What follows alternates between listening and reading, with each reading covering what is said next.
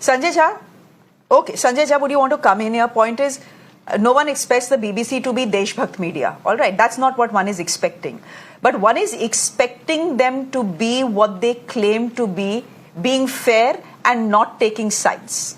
In your country, when 7/7 happens, when there's a coordinated simultaneous attack on your transportation system and 52 people are killed, that is a terror strike. But what happens in Pahalgam is a militant attack. So there is bias and no balance when you report on Pahalgam the way you have. Shreya, you have raised very pertinent points. I will give my answer in two parts. Part number one, whether it's the New York Times, the BBC, or the CNN, or the Washington Post, for long considered to be bastions of free liberal media, the way they have covered Gaza with a complete, blatant prejudice against the Palestinians tells you that they are hypocritical to the core. And I don't think the Western media has any credibility left at all. I think after Gaza, we are living in a very different world of very slanted and biased media coverage. My second point, your channel is a rare exception, Shreya, and I need to be very honest about it. I would also expect the right-wingers on the program and the government of India to look at how our own domestic channels are behaving at this point of time. I'll just give you an example. I'm not going to take names. There is this gentleman who I heard on a clip, I don't watch his programs, who was actually blaming the Supreme Court of India for what happened in Pahalgam. Then he was blaming Omar Abdullah.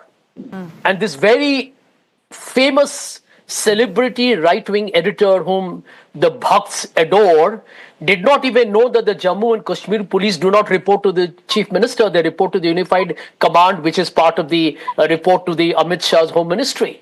This is the kind of news coverage you're seeing in this country. And I'm saying so with all responsibility because you will also ask me, Sanjay, why do you go on the channels, right? I go because I think if I'm invited and I believe I can make some sense for anybody, I should do my part. But it has to be recorded here today, Shreya, and I appreciate and admire you for being impartial and dispassionate in your news coverage.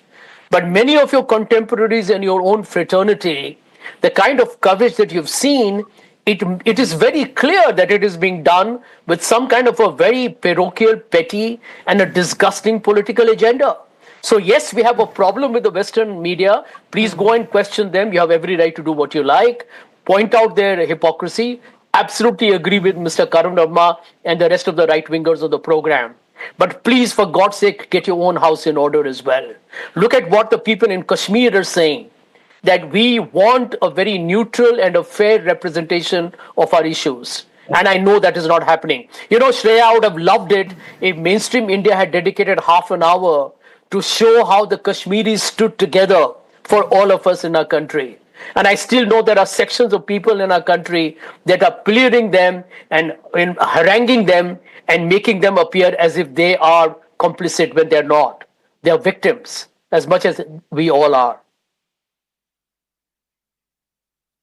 Okay, so I think, Sanjay, the larger point you're making is this. You're saying all very well for the government of India to question the BBC or the New York Times or perhaps even Al Jazeera that calls Kashmir India-occupied Kashmir, which is highly irritating to all of us. But look at what your own media is doing.